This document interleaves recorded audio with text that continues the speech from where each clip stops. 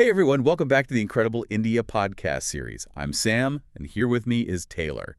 Ready for another deep dive? Absolutely.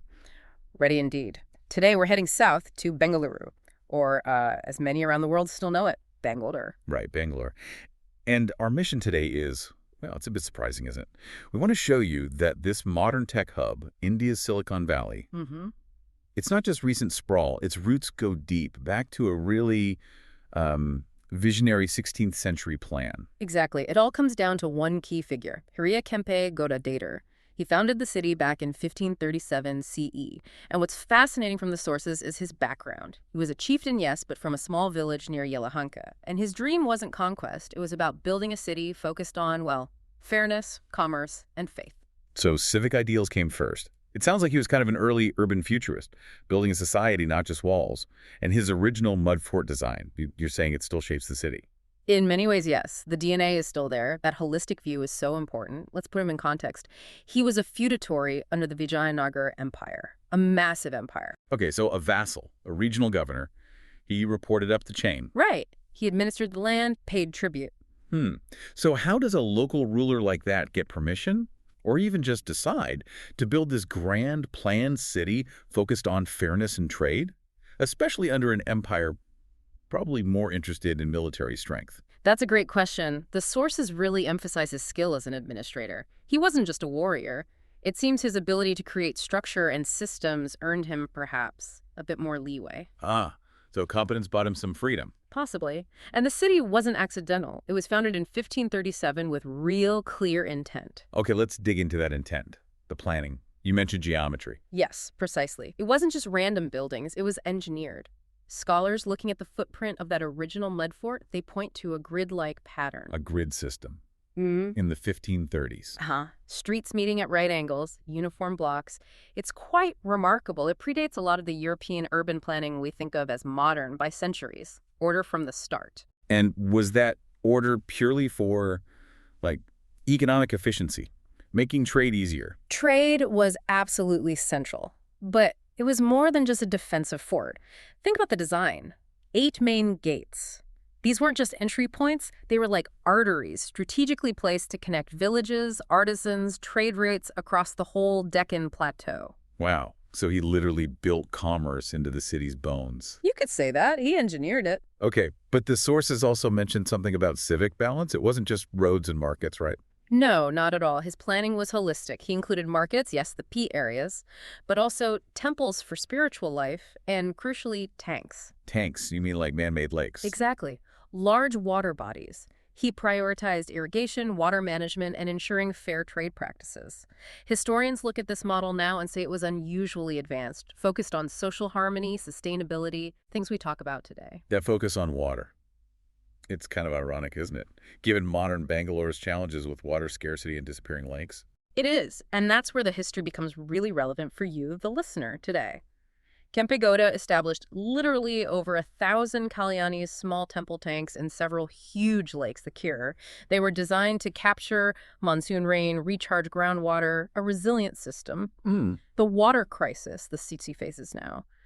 You could argue it's partly because that original philosophy of integrated water management got ignored in the rush for growth later on. A real departure from his vision. That foresight is striking. It really is. His planning highlights what the modern city kind of lost track of. Okay, so he had the grid, the water management, the commerce integrated.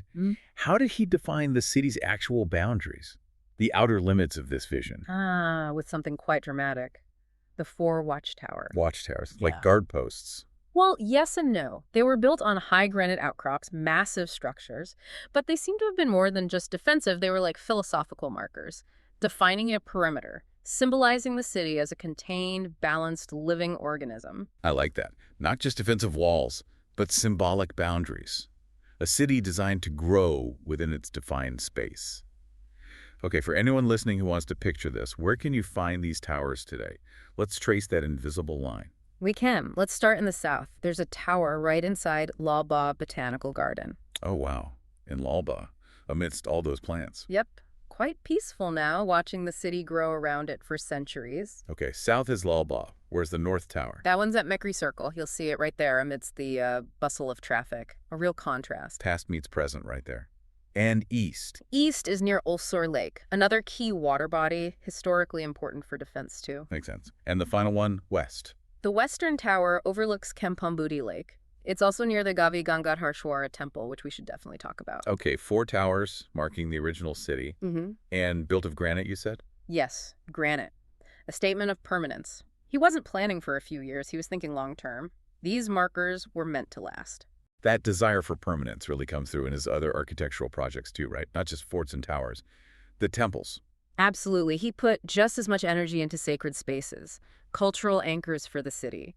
2 stand out. The Dada Basavanagudi, the Bull Temple, and the Gavi Ganga Harishwara Temple. Bull Temple in Basavanagudi. That's famous for the giant Nandi statue, isn't it? Huge. One of the largest monolithic Nandi bulls in the world. A massive symbol of faith right in the city's heart. And isn't there a story about it? A local legend. Oh yes, a fantastic one. The story goes that the Nandi idols started growing, just getting bigger and bigger, so big it threatened the city. And Kempe Gowda apparently had to perform a ritual covering it with butter to calm its energy and stop it growing. Huh. Butter.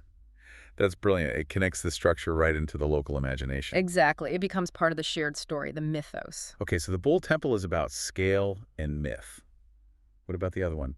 Gavi Ganga Heritage. You said it was near the Western Tower. Yes. And if the Bull Temple is impressive for its scale, Gavi Ganga Harishwar is incredible for its, well, its science. Science in a temple. Absolutely. It's a cave temple carved from a single massive rock, which is impressive enough. But the real marvel is the engineering. It's aligned with astronomical precision. How so? The design allows sunlight to pass through specific openings and illuminate the Shiva Lingam deep inside the cave, but only on one particular day of the year. Which day? On Makar Sankranti, usually around mid-January. Wow. That's not luck. That's calculation. Applied science and architecture. Precisely. It integrates complex mathematics, astronomy, right into sacred design. Scholars point to it as a prime example of advanced early Indian scientific thinking. It shows his vision went beyond just trade and defense. It was about intellectual and spiritual life, too. Okay, so this incredibly thoughtful 16th century foundation, how does it connect to Bangalore today? The tech city, the future-facing metropolis. Well, the influence is still there, sometimes hidden in plain sight. The city itself acknowledges him quite prominently now. Like the airport. Exactly. Kempe Gowda International Airport. And that massive 108-foot bronze statue of him that greets you when you arrive. Yeah, you can't miss that. A very modern tribute to a 16th century founder. It is, but maybe the deeper influence, the ghost of the grid as you put it earlier, is in the older parts of the city. Right, the central districts. Yes, places like Basvanagudi, Chickpet, Avenue Road. If you walk around there, You can still feel it. you can. You can sense the original layout in the way the markets are clustered, the street patterns, the density. It's like a faint echo of his design, enduring through centuries of change. It really reinforces this idea of him as, well, an architect of the future whose basic systems held up. Definitely. Now, for anyone listening who's intrigued and maybe wants to trace this history themselves when they visit, the source material mentioned a heritage trail. Yes, the Kempe Gowda Heritage Trail. It's a great way to physically connect the dots. How does it work? Where do you start? The recommended route actually starts at the South Watchtower in Laba. A good place to begin, seeing that granite marker amidst the greenery. Okay, Lalbagh first. Then you journey to the 2 key temples we discussed. The Bull Temple for its sheer scale and myth. And Gavi Ganga Harishwara for that amazing solar alignment. Exactly. Then it suggests pausing by Kempambudi Lake, one of the original tanks he engineered. A reminder of that crucial water management aspect. Right.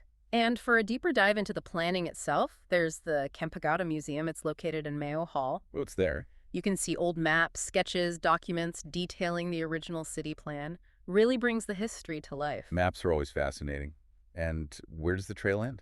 It culminates at the North Watchtower, Mekri Circle. Seeing that ancient boundary stone now completely surrounded by 21st century Bangalore, it's quite a powerful experience. Yeah, I can imagine. It makes you realize you're standing right where the original vision met its edge, and now the city sprawls far beyond. But still, in a way, moving within the philosophical framework he set up almost 500 years ago. So the big takeaway here is, this global tech hub, this symbol of modern India, it really stands on a remarkably thoughtful, sustainable, almost humane 16th century foundation. A city born from imagination, as you said.